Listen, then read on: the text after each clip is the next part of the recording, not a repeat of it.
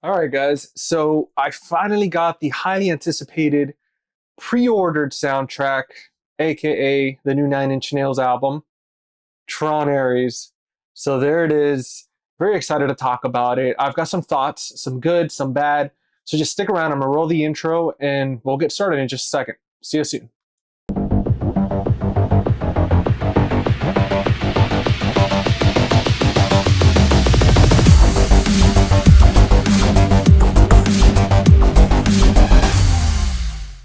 All right, guys, welcome back to Face the Movies. I'm the host of this channel, GC. And yeah, you got it right. As I mentioned in the little teaser intro, we are talking about the new Nine Inch Nails album, aka Tron Ares soundtrack. Very excited to dive into this one. I'm a big soundtrack guy. I have soundtracks between Disturbing Behavior, the original Hacker soundtrack, Forrest Gump. They got amazing music, right? And a lot of the times I work with computers. I'm a web developer by day. So I love to pop in some of these soundtracks and kind of just zone in when I'm working, when I'm coding. And there's no better soundtrack to listen to while you're coding than either the Hacker soundtrack or the Tron Legacy soundtrack. Daft Punk made an amazing record. It's just phenomenal. So Nine Inch Nails come in to kind of step into their shoes and see what they're able to accomplish with this new Tron movie. Now, this Tron movie does seem a little darker, right? The original Tron and then Tron Legacy, you see it's kind of like blue, as I have my background all lit up right now. But with this one, it's red, right? It seems a little darker. Throughout the trailer, you're kind of seeing a little bit more fighting, a little bit more resistance. And then to bring in Nine Inch Nails, they're not known for having that inspiring, positive type music. You know, they have a lot of that dark rock, grunge, sexy type sound to them. So, I'm a big Nine Inch Nails fan. So when I found out they were doing this record, I was like, man, like I gotta hear this. I pre-ordered it immediately. It was only like $13 on Amazon. Very cheap, very cheap. So I was kind of like, I wonder why it's only $13. Back in the day, CDs were like 20, $25 when they came out. Now the vinyl is like $50. So, I guess, they're like, hey, it's $50 for the vinyl, or you could spend $13, which that's what I went for because I love collecting vinyl as well. However, I didn't want to shed $50 if the soundtrack was going to suck. And I tried to listen to it on Spotify before the release. They only had that one song, which is As Alive as You Need Me to Be. So that's the only one that they were playing. That's the only one that had a chorus, like it had vocals and stuff like that. So I was like, all right, this sounds pretty awesome. So it was a no-brainer, pretty cheap. It's Amazon. Worst case, I'm not happy with it. If it sucks, comes in damaged, I could always send it back. But yeah, we have it here. And it's interesting because it's not one of those traditional, let me use this Offspring album, but it's not. And yeah, it's not one of these. Let me put this little remote down. But, obviously it's like protected. It comes with like a little booklet, which is pretty exciting. And I don't know, as a collector of physical media or as a connoisseur, because like I've mentioned before, I think when it comes to collecting, it depends how you want to word it, right? My definition of collecting is when you keep stuff because you're waiting for the value to go up with the potential of selling them. I like to curate the stuff that I have. So everything that I have, I don't plan on selling. Everything, it's stuff that I love, regardless if it costs either $1 or $1,000. And that doesn't matter to me. It's, the quality of what I'm curating, whether it's music, it's books, it's art, or it's movies. But, and this is just as an example, you have the Offspring, that comes with a little bit of a booklet. It shows different records on here. And it's protected in this nice little case, right? So you drop it or whatever, the elements, it's safe. But now with this Nine Inch Nails album, it's just paper, right? And let me bring it a little close. This is all there is, right? Nine Inch Nails is known for having very simple type album design, but that's it. This is all you're getting. This is like, you could bend it. It's like this little piece of cardboard, and I don't know. I wish they would have gone the traditional route. I mean, I get it, you know, if they're trying to save money and also sell this soundtrack at an affordable price, but still, I mean, I don't know. It's just easily a little drop of water on this and it's screwed.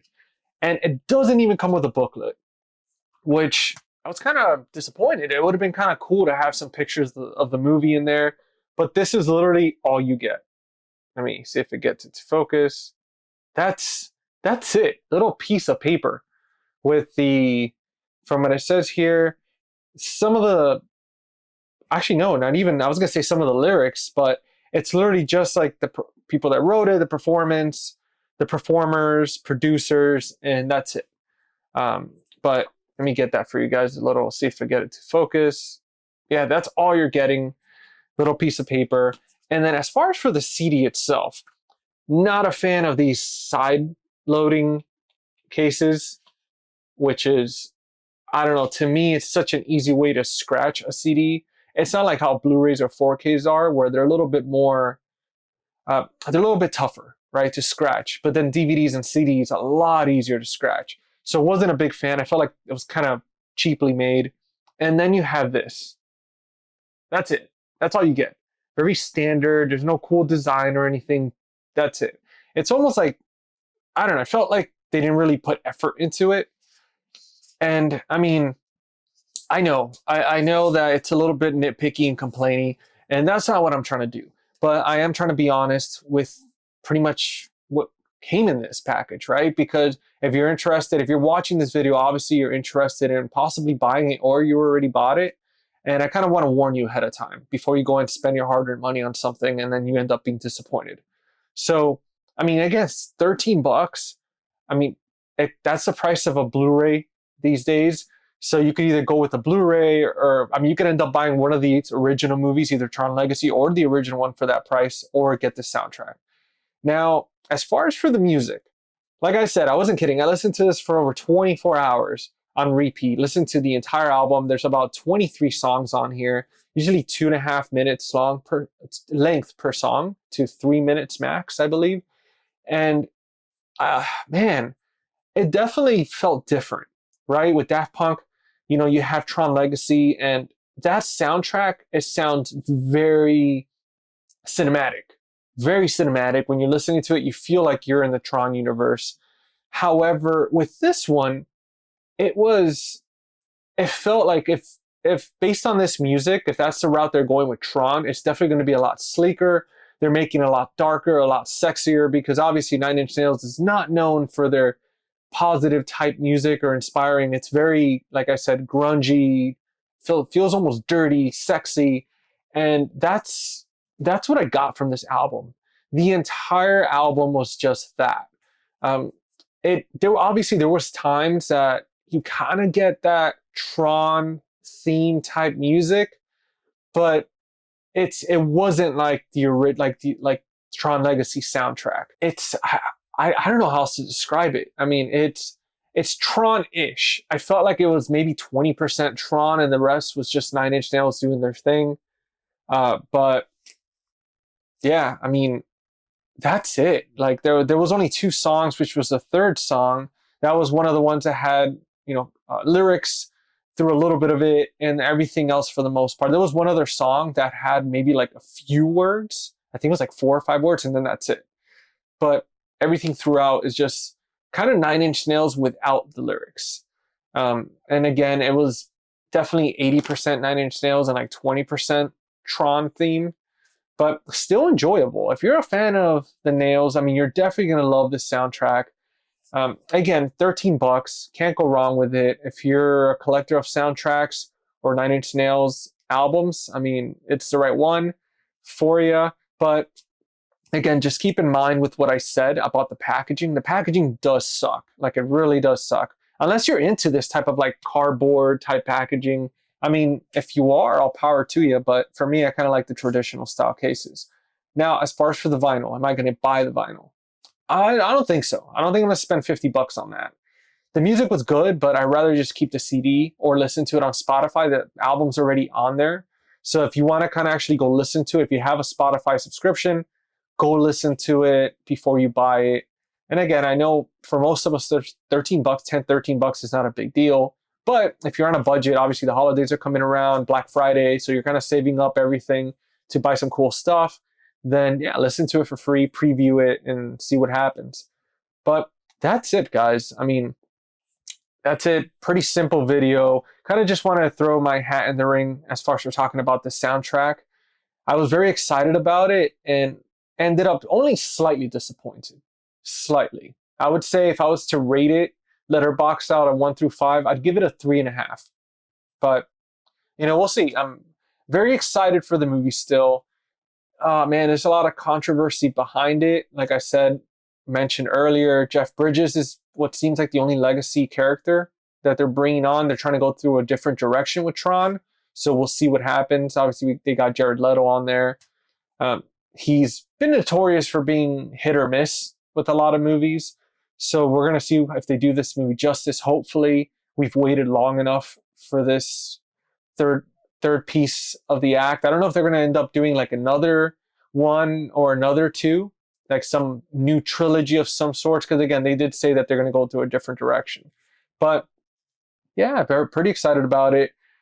Again, I think we're about almost a month, less than a month away before it comes out in theaters. So crossing my fingers, hoping for the best. Worst case, at least we got a cool little 9 Inch Nails album here, so out of it. So there it is. But guys, if you enjoyed this quick little video, like I mentioned, make sure to subscribe, like, comment, all that good stuff. Really helps the channel. Also, make sure to check out my Friday Night Fright Night podcast with my co-host Lee from Cinema Whiplash. And every Tuesday around 9 p.m. Eastern Time or 6 p.m. Pacific Standard Time, doing a Cinema Rewind series every single week with my co-host Jordan from the Movie Den and Steven from After Hours Video. Each week we pick a different movie to talk about. We have a special guest on.